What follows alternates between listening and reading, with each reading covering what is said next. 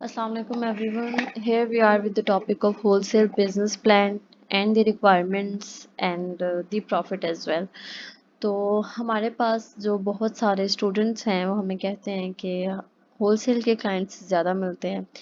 This is because wholesale की जो investment है वो बहुत सूटेबल होती है।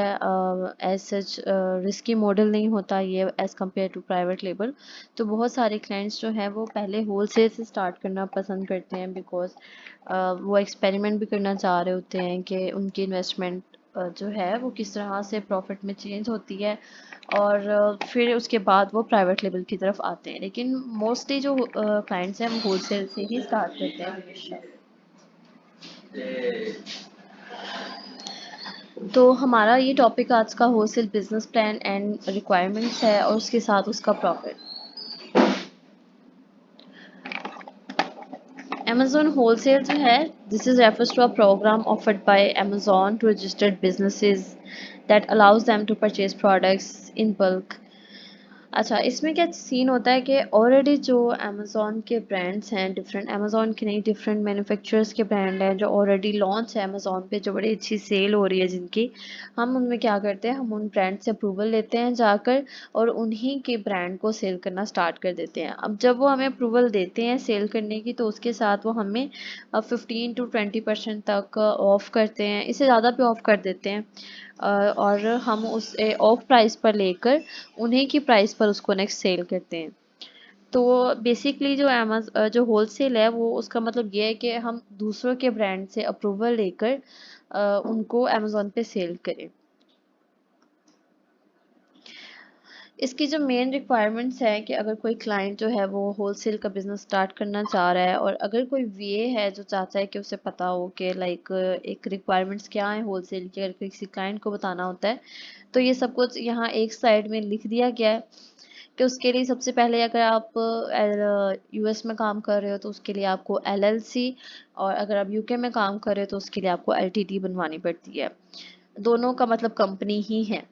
तो इन सिंपली ये है कि आपको कंपनी बनवानी पड़ती है। दूसरी आपकी वेबसाइट होनी चाहिए। तीसरा आपके पास ईमेल होनी चाहिए जिनसे आप ब्रांड्स को कांटेक्ट कर सको, उनके मेल से कांटेक्ट कर सको। चौथा आपके पास कांटेक्ट नंबर होना चाहिए। आप ब्रांड्स को ईमेल से भी कांटेक्ट करते हैं एंड फ़ोन नंबर से भी कांटेक्ट करते हैं।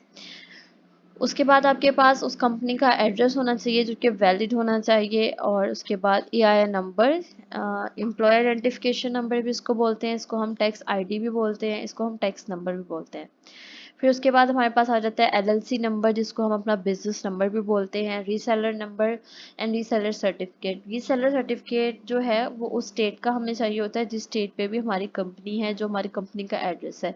ये मस्ट होता है, इसके बगैर आपको होलसेल का अप्रूवल नहीं मिल सकता। फिर उसके बाद ये सारी तो डॉक्यूमेंटेशन हो गई जो होलसेल का बिजनेस स्टार्ट करने के लिए हमें चाहिए होती है। उसके बाद जब हमने ब्रांड से अप्रूवल लेना है, हमने ब्रांड से प्रोडक्ट्स बाय करनी है, बल्क में क्वांटिटी सारी बाय करनी है, तो उसके लिए जो हमारी मिनिमम इन्वेस्टमेंट है वो $5000 होनी चाहिए। उसके बाद आ जाते हैं प्रॉफिट पे। मेन क्वेश्चन जो होता है क्लाइंट्स का कि ठीक है हम ये सब कुछ ले लेते हैं, उसके बाद हमारी इन्वेस्टमेंट इतनी होती है, फिर उसके बाद हमें प्रॉफिट उसमें कितना मिलेगा। देखिए होलसेल में यूएस में अगर बात की जाए तो उसका मिनिमम प्रॉफिट जो है वो 15% होता है, और अगर यूके में बात की जाए तो उसका जो मिनिमम प्रॉफिट होता है वो 10% होता है। ये डिफरेंस इसलिए है ज़्यादा बिकॉज जो यूके है उसकी स्टार्टिंग से ही हमें जो है वो टैक्स पड़ना स्टार्ट हो जाता है, जबकि यूएस में ऐसा सच नहीं होता। उसमें $85,000 की सेल के बाद हमें टैक्स पे करना पड़ता है। तो यूके में इस टैक्स की वजह से हमारा प्रॉफिट काफ़ी कम हो जाता है as compare to the US से। हमारा मिनिमम प्रॉफिट 15% है आपकी टोटल इन्वेस्टमेंट पे। अब जैसे कि मैंने $5000 बताया है, तो $5000 जब आप लगा देते हैं उसके बाद आपको उसमें 15% प्रॉफिट मिलता है। उस पूरी $5000 की इन्वेंट्री जब सेल होती है आपको उसमें मिनिमम प्रॉफिट 15% मिलता है, दैट इज़ $750। और ये जो प्रॉफिट होता है जब आप एज अ वी काम स्टार्ट करते हो या किसी वीए से काम स्टार्ट करवाते हैं तो वो आपको प्रॉफिट जो है वो मिनिमम 3 मंथ्स के बाद देना स्टार्ट कर देता है।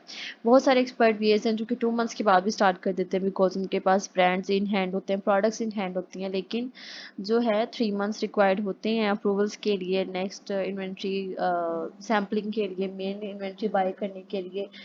इट मीन्स यानी कि $5000 का बजट यूज़ करने के लिए आपको 3 मंथ्स रिक्वायर्ड होते हैं, उसके बाद आपको $750 का प्रॉफिट होता है। सो दैट्स इट कि ये होलसेल क्या है, इसकी रिक्वायरमेंट्स क्या है और इसका प्रॉफिट क्या होगा, ये सारा कुछ मैंने एक्सप्लेन कर दिया। अगर आपको कोई क्वेश्चन हो तो आप लोग पूछ सकते हैं। Thank you.